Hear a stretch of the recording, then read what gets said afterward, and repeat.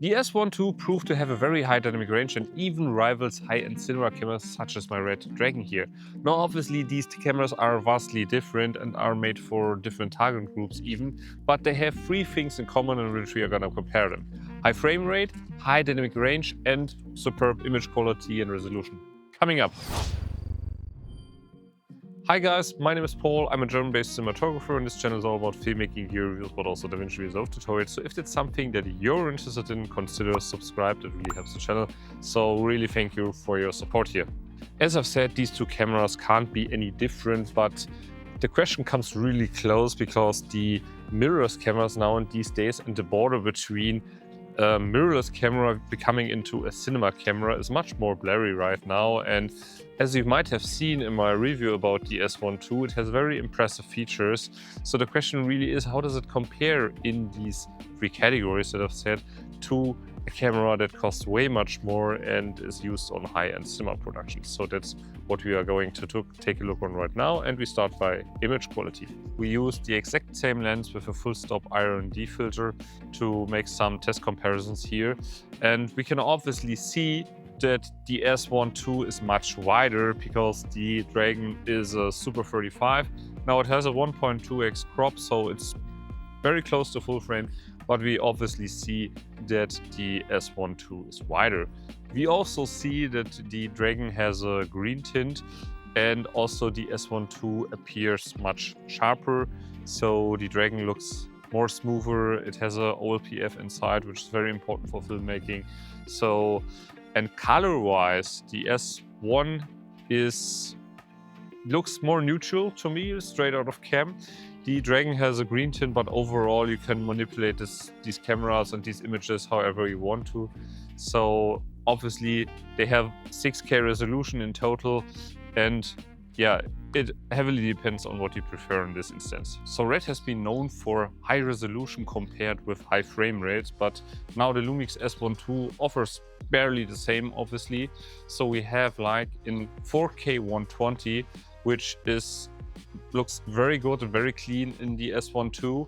And if we compare that to the Red Dragon, it also looks good, but it also looks a tad noisier. And we also have to admit that the Lumix does that kind of in full frame. I think it's a 1.1x crop, so barely unnoticeable. And the Dragon is cropping into the sensor to maintain that full resolution. So it's about a 1.5, 1.6x crop. So therefore you will crop in, which obviously means you get more noise in the image.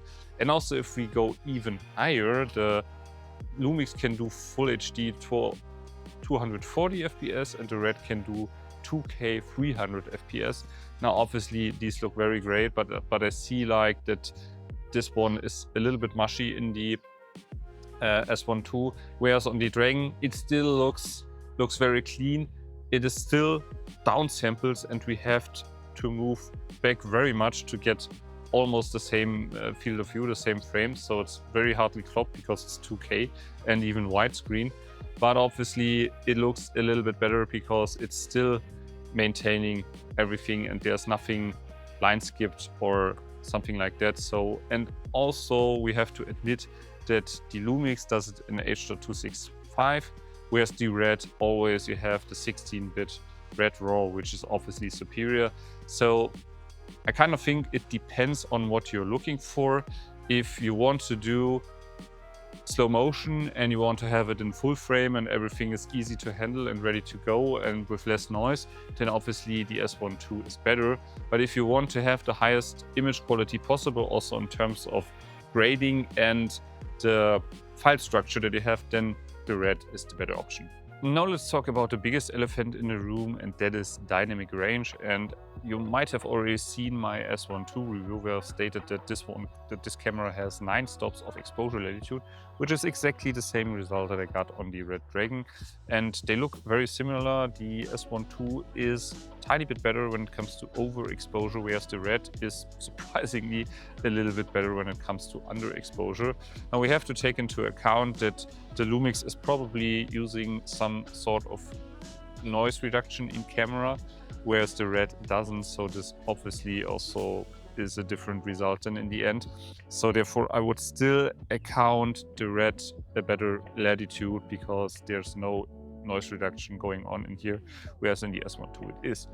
But there's obviously so much more to dynamic range, and the most important thing for me is how a camera handles highlights. And this is something why I red love, because the way that red cameras handles highlights is really nice. So I wanted to show you in an example here the highlight roll-off and how this affects the image. So we pointed a hard light source, which is the aperture 60x, into the wall to see the gradation between overexposure to normal exposure, if you will. And at 15%, the Lumix is already clipped, whereas the red still maintains everything. Now, if we go even higher to 50% output on the fixture, we see that both cameras are overexposed. But the way how the overexposure to the normal exposure is handled on the red is really, really smooth, and it looks really good. On the Lumix, however, it looks very unnatural. There's this white, bright spot, and there's basically a hard line, and then it goes kind of normal. So it looks very weird. And in the red, you can even change in the metadata how you want to have the highlight roll-off. And even if I change my highlight roll-off from super soft to medium or even hard, it still looks better on the red. So this is something why I tend to use cinema cameras more than mirrorless cameras, because this is I think a very much more natural looking way, and also kind of more filmic way if you want to. So the highlight roll off is way superior, and therefore I would say that the red is also a better camera when it comes to dynamic range. And we also see that here in the real detail world when I overexpose the sky. So there are parts of the sky that are overexposed and are parts that are not overexposed. And in the red, we still see some graduation, some detail there, whereas in the Lumix, it's very hard to identify. And that also takes into account how, as I've said, the highlight roll-off is handled in the camera. So in the very end, it is, as I've said, that both of these cameras are very different, but there's still a place for each one in the industry. So the way I think about it is I really like to use my red as my A camera for everything where it is really important to have a high quality codec that I can manipulate however I want to in post-production, and also a nice highlight roll-off. Whereas the Lumix is very easy to use. It doesn't take hours to get on. It's just click and you're ready to go, and it still shoots good photos. It still shoots videos, nice videos, and it also has a ton of features that the red doesn't even have. So I think I like to use this one as a great B camera because it's also very close in terms of dynamic range and also in high frame rates and stuff like that, and everything where it's just, oh, you just need to grab a camera and go on set and you can shoot high quality video with this one. This is great, and we also used it in a recent short film that we did. We used the S1 as our B camera pressed to the chest to the actor with a wide angle lens. That wouldn't have been possible with the red because it's just so big and so heavy. So as I've said, both of these cameras still have this place.